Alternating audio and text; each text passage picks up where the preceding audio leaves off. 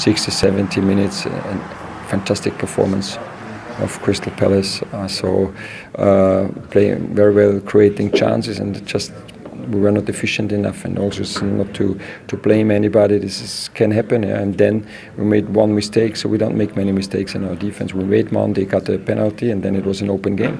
And then it was who gets the lucky punch and takes it. And then today it was Everton, and so we have to accept it. We could have been 3 down, you know.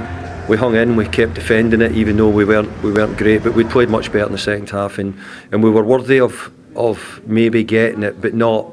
If you look at it, as I said, they could have had a couple of other goals. It was good, man. Just nice to score late on, and to score my first goal, here, to do it here was incredible. You're enjoying yourself, aren't you? Yeah, no, I'm loving it, honestly. I don't know. I don't even know what it is. Just waking up and going to training every day with these guys is a great feeling, and to have that love back and the smile on my face. I think you all seen when I scored. Yeah, it was just brilliant.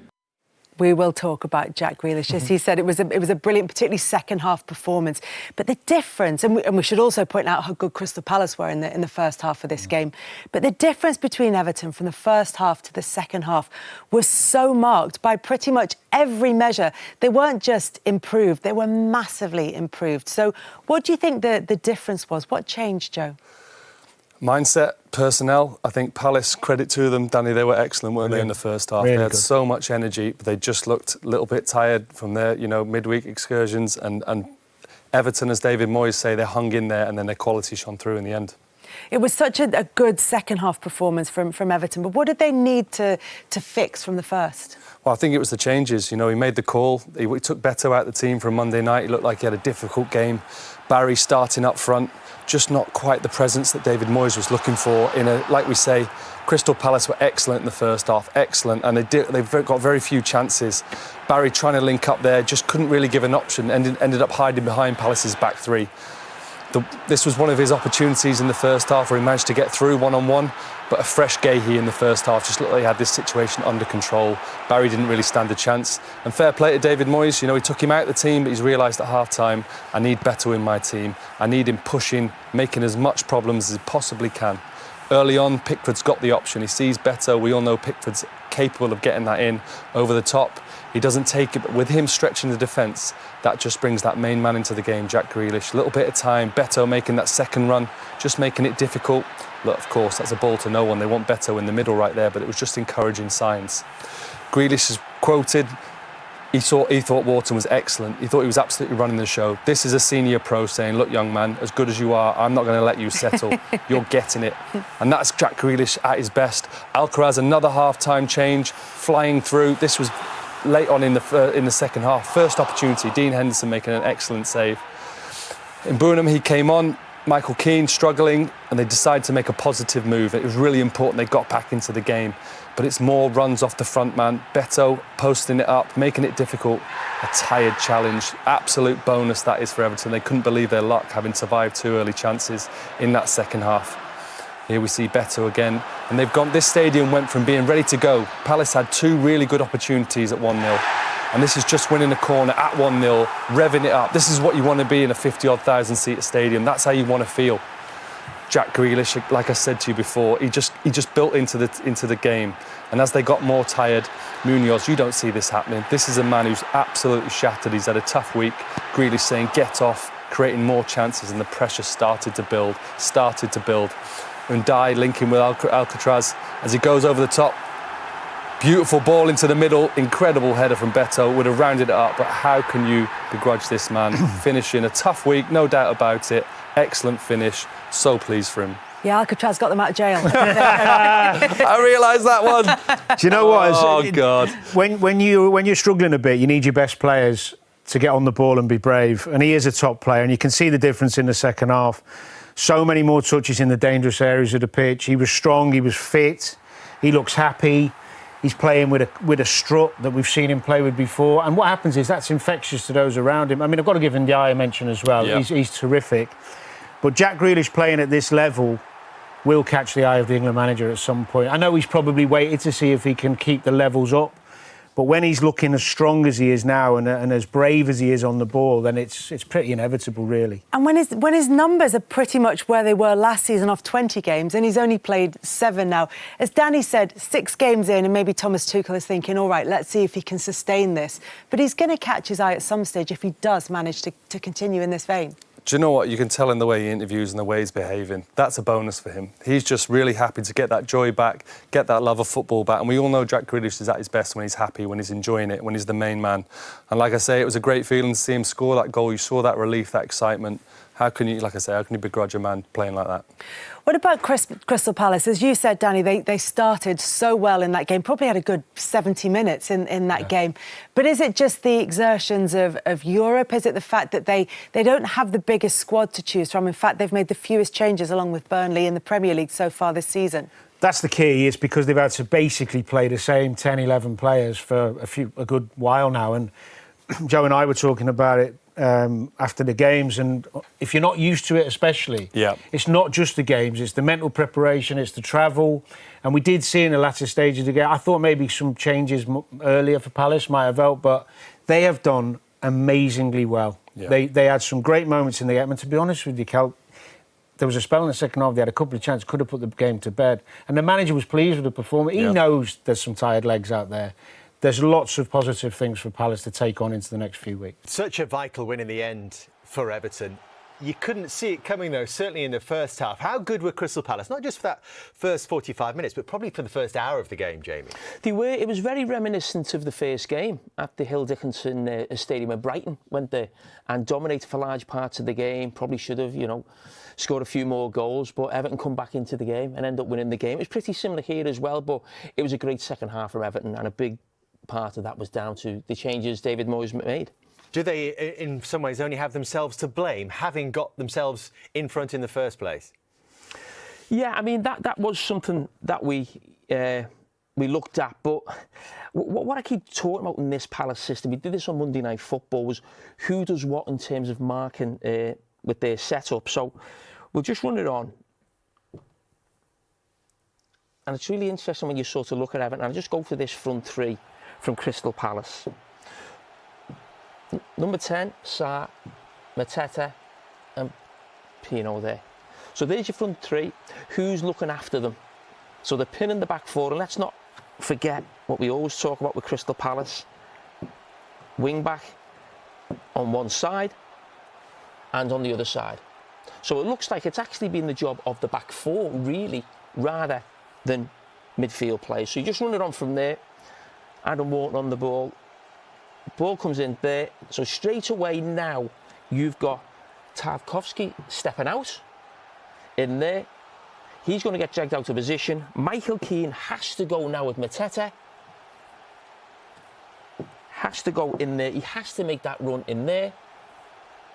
And then the problem you have, if you don't involve your midfield players, is what does Mykolenko do? Does he worry about that and step inside in here, or does he go this side out there? And that's the problem this system gives you, and that's why Crystal Palace found themselves 1-0 up. Mykolenko finds himself inside, and Munoz, for me, there's a few teams in this league who play with wing backs. He is the best wing back in this Premier League right now. So impressive, Palace. It looked at that stage, we're heading to 20 unbeaten, already a club record, remember. But changes at half-time, and David Moyes has done this a little bit this season. He's flip-flopped between Beto and Tierno Barry, the new signing at the top of the pitch. Barry starts. He came off at half-time. So too did another new signing, Tyler Dibbling.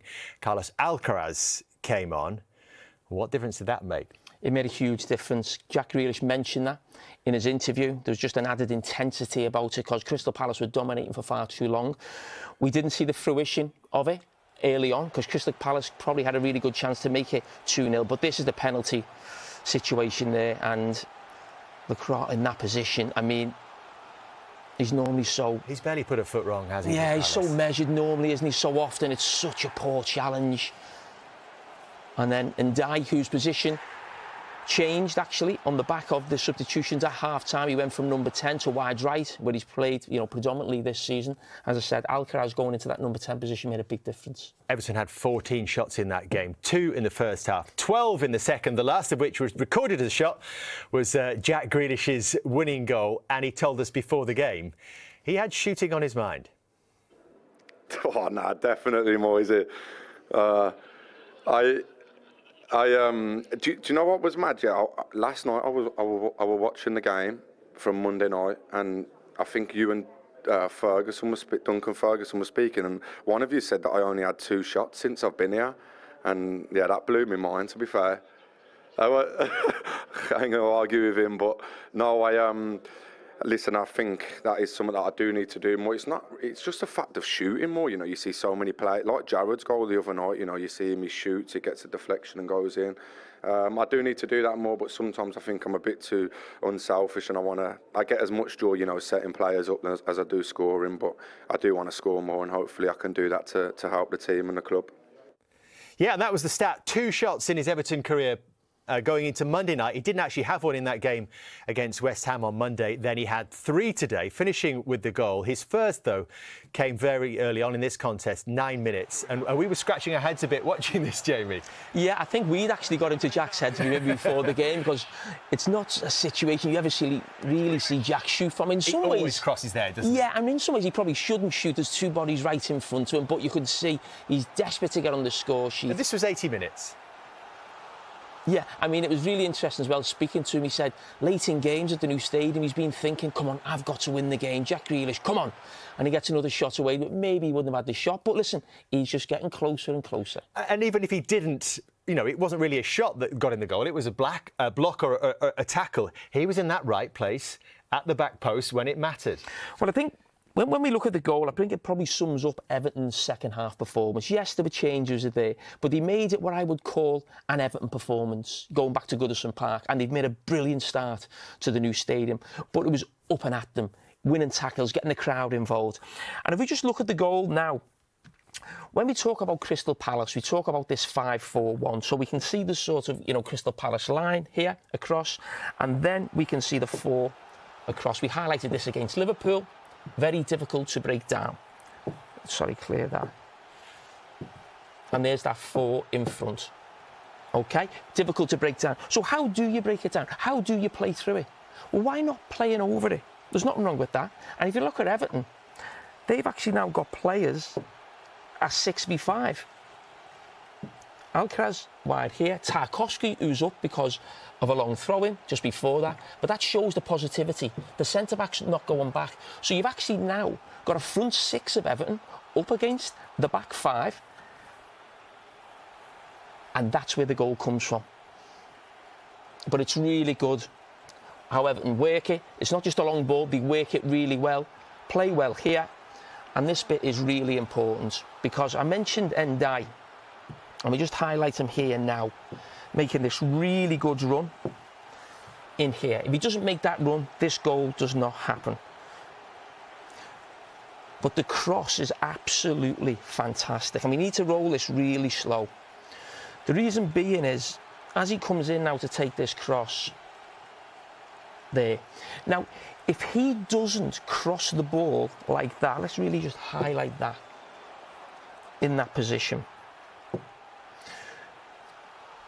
The defender will block that cross. So he has to do it like a golf shot. It has to be a sandwich. How many times do you see that block goes out for a corner? He has to cross it like that.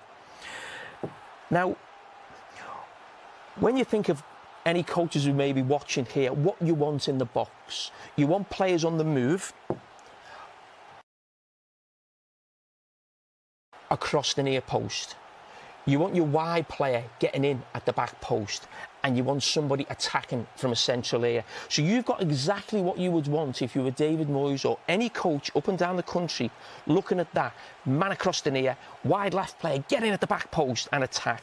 But it comes from Ndai's cross that gives them the opportunity. Beto might be the only man tonight thinking, I'm disappointed Jack Grealish scored. It was a great leap, wasn't it? Yeah, it's fantastic. But Jack Grealish gets the goal. We can talk about it being a tackle or whatever it may be, but it's his position That's why he doesn't score enough goals, because he doesn't find himself in that position often enough. And he gets the look he deserves. But for me, the actual role of Ndiaye and actually crossing the way he did, players on the move in the box at the right time, is why Everton have won that game.